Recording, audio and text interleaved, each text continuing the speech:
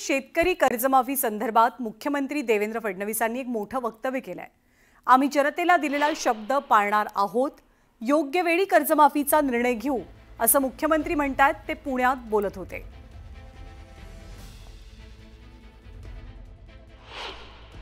मी या संदर्भात अतिशय सविस्तर सांगितलेलं आहे।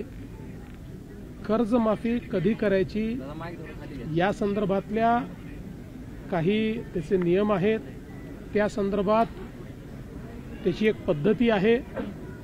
या सरकारने दिलेला एकही शब्द हे सरकार फिरवणार नाही। उचित वेळी योग्य वेळी हा निर्णय देखील राज्य सरकार निश्चितपणे घेईल। आणि यानंतर बातमी केंद्रीय निवडणूक आयोगाच्या एका मोठ्या निर्णयाची।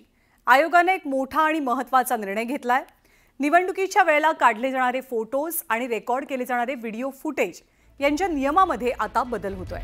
निवडणुकीचं सीसीटीव्ही फुटेज यापुढे फक्त 45 दिवस म्हणजे 1.5 महिना सुरक्षित ठेवले जातील असं आयोगाने स्पष्ट केलं। याचा अर्थ असा की निवडणूक निकाल जाहीर झाल्यानंतर 45 दिवसांच्या आत सीसीटीव्ही डेटा निवडणूक आयोगाकडे सुरक्षित राहील। या कालमर्यादेपर्यंत निवडणूक आयोगाकडे कोणतीही याचिका किंवा तक्रार जर आली नाही तर तो डेटा पूर्णपणे नष्ट केला जाऊ शकतो। यापूर्वी वेगवेगळ्या प्रकारच्या रेकॉर्डिंग्स निवडणूक आयोगाकडून 3 महिने ते 1 वर्षासाठी सुरक्षित ठेवल्या जायच्या। निवडणूक आयोगाच्या निर्णयामुळे राजकारण मात्र चांगलंच तापलंय। पण निवडणूक आयोगाची ही जी लाईन आहे की याचा दुरुपयोग केला जातो आणि ज्याचा निवडणुकीशी संबंध नाही तोही सामान्य व्यक्ती मागतो आहे। म्हणजे निवडणूक आयोगाचं नेमकं या लोकशाही व्यवस्थेच्या बद्दलचं मत काय हे जाणून घेण्याचं काम आता आम्ही करणार आहोत आणि निवडणूक आयोगाने त्याला उत्तर दिलं पाहिजे। 2024ची निवडणूक विधानसभेची आणि त्या संदर्भात सुद्धा आयोगानं घेतलेल्या भूमिका ह्या अत्यंत संशयास्पद आहे। मग मतदार याद्या असतील, ईव्हीएम संदर्भातल्या तक्रारी असतील, बूथ ताब्यात घेण्याचे प्रकार असतील, हे सगळे पुरावे राहुल गांधीने वारंवार मागितलेले आहेत। जे महाराष्ट्रामध्ये 40 ते 60 लाख मतदान शेवटच्या 2 तासामध्ये वाढलं, त्याच्यामुळे त्यांनी आम्ही सगळ्यांनी मतदान केंद्रावरचं जे फुटेज आहे कुठे वाढलं, कसं वाढलं अचानक, त्याचं फुटेज जेव्हा मी मागण्याचा प्रयत्न केला तेव्हाही त्यांनी तो नियम बदलण्याचा प्रयत्न केला।